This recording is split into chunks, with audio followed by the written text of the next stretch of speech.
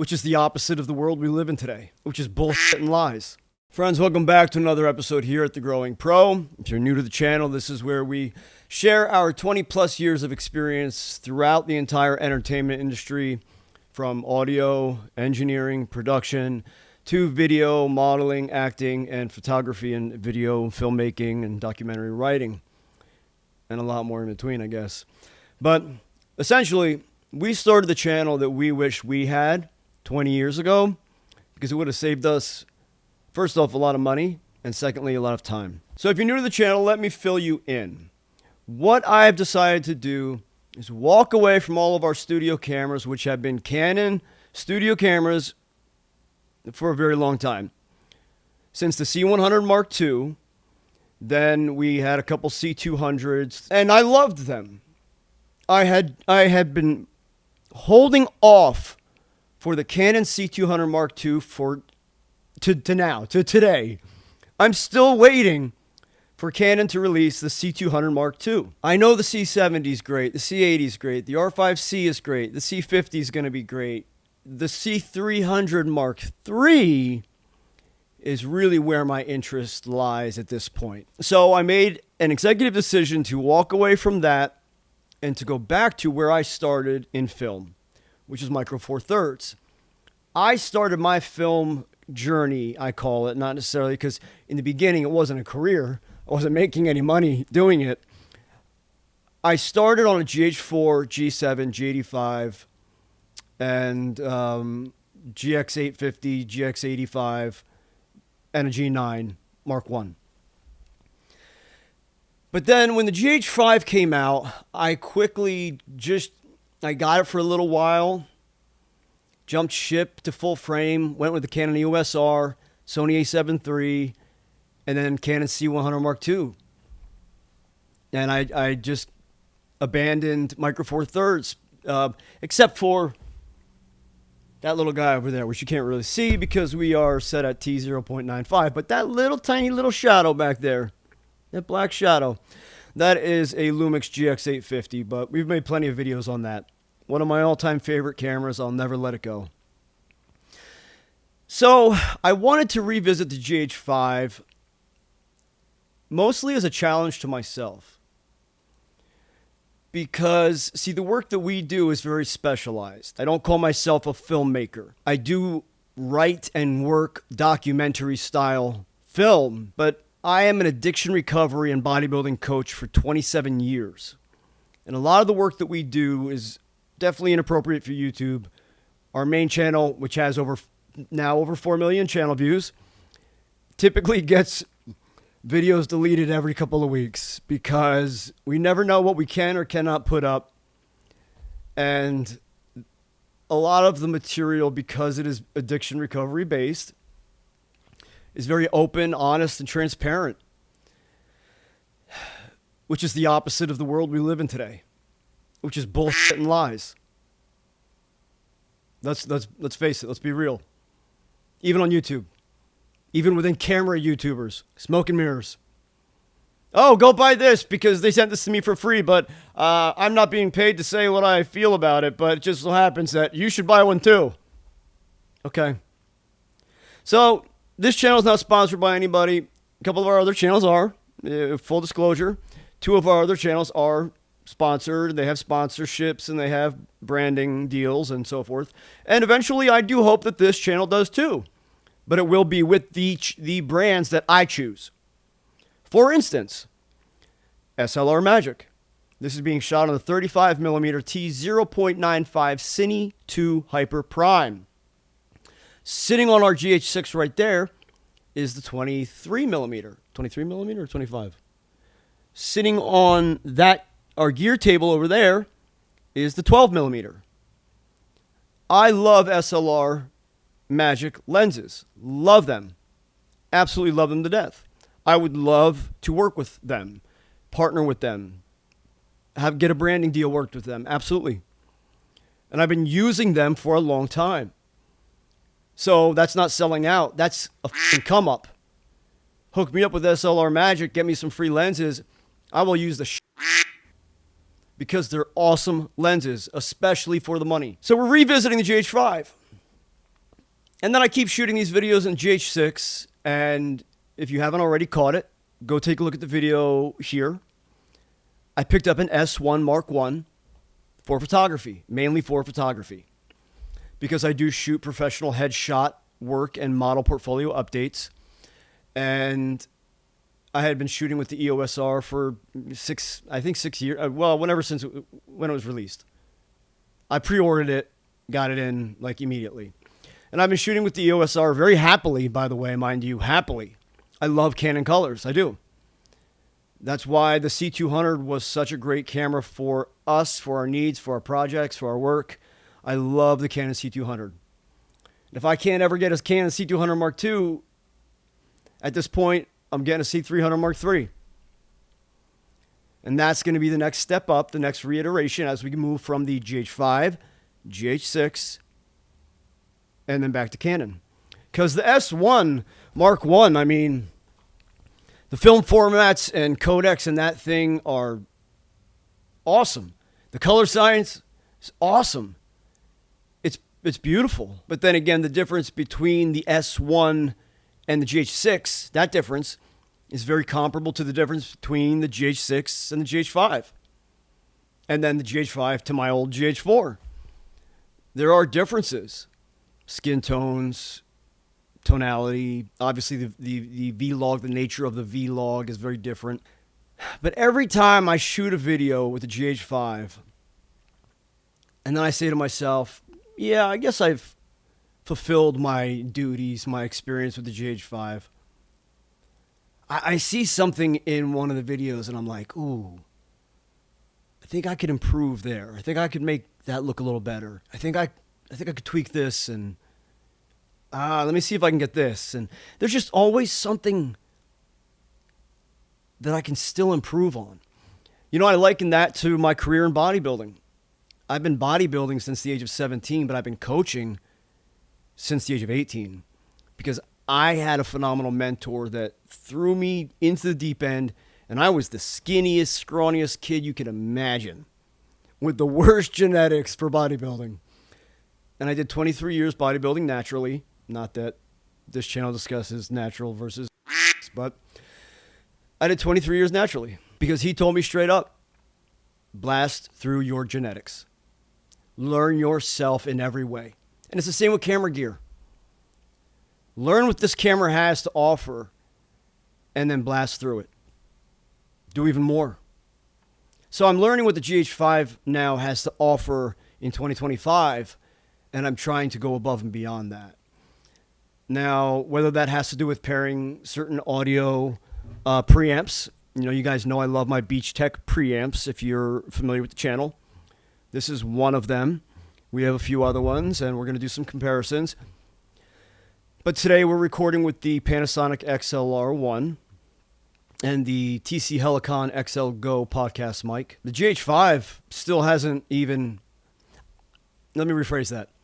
I still haven't caught up to what the GH5 has to offer.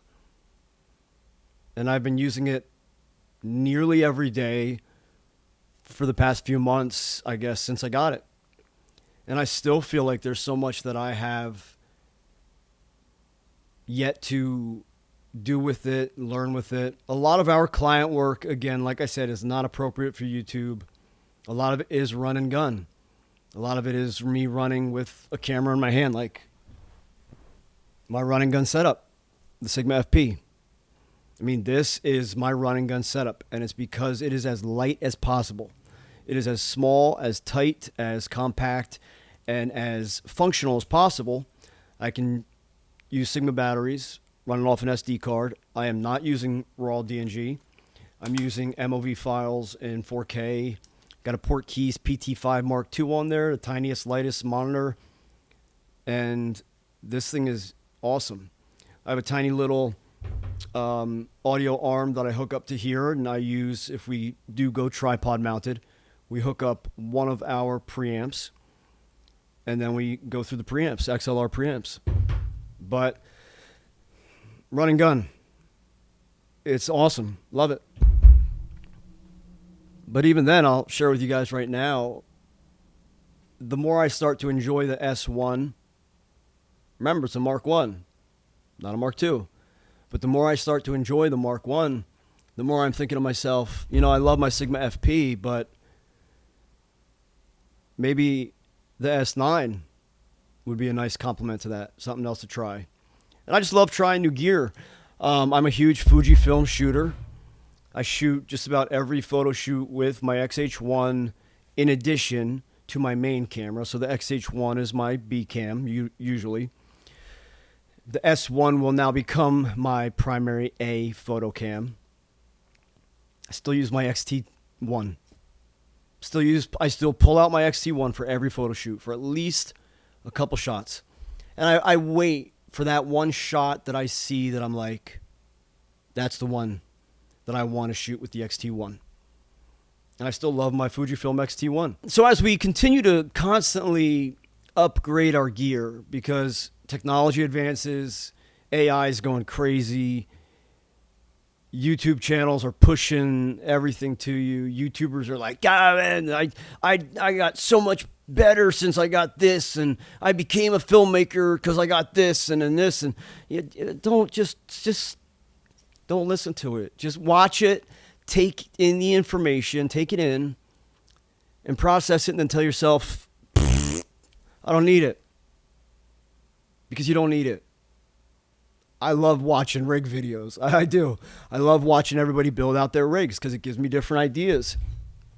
For me, part of this rig is a back plate that I made that I slightly got off Caleb from DSLR Shooter for either mounting an MPF battery or going off a V-mount. And I can run my SSD drive in between. And now I've added an additional spot for my transmitter, my wireless video transmitter, to go right in between, so that if someone's usually in the car or around the corner, they can also have wireless transmission on a separate monitor. And that is awesome. It works out great. And I love these tiny little TT Artisan lenses. Whether it's the TT Artisans, the 7 Artisans, Bright and Star, that's usually what I'll use on these with the L mount. Not so much the SLR Magic, but hey, I'd rather get me some more SLR Magic lenses. Bring them on, SLR Magic. I'll take them all. I watched a video this morning, and it was a YouTuber, a popular YouTuber. And he said, I upgraded. I felt like I really was being held back by my gear, by this camera and lens choice. And I'm so happy I upgraded. And I feel like it's brought out the best of me. And okay, like there's a degree of that in all of us. There's certain gear that's going to bring out a certain side of us, right? And enable us to do more, do things differently. But that whole old saying the best gear is what you have, it's absolutely true. Use what you have, but learn it to the best of your ability and continue to use it to the point where you feel like you've outgrown it, because most likely it's never going to outgrow you. We have to outgrow it. So many YouTubers are, on here pushing this gear and that gear, and, everybody's watching YouTube videos. We're all watching them every day and saying, oh, I want that. Because I do. I want to try the Nikon ZR, and I want to try the Canon C50 and C70 and C80. And of course, like I said, I really do want the Canon C300 Mark III. That's a camera I do literally actually definitely want. At what point do we say to ourselves, I haven't even mastered what I have yet? So what's the point of moving on or upgrading if we haven't even come close to mastering what we have yet? So I guess what I really want to encourage you out there as the viewer, as the creator, as the budding artist, or as the accomplished artist, are we upgrading our gear because we need to, or just because we want to? And I'm totally guilty of this. I upgrade all the time just because I want to. I want to try new things. I love new experiences. I love trying different gear. I bought the Fujifilm XM5 to give it a try because I love Fujifilm. Found it out very quickly. It just wasn't for me. Wasn't the right camera for my needs or to suit what I was hoping it would be. And just kept going back to my Sigma FP. But I want to try the S9 and see if maybe that's going to be, for me, what I wanted the XM5 to be. So again, at the end of the day, just keep asking yourself this question.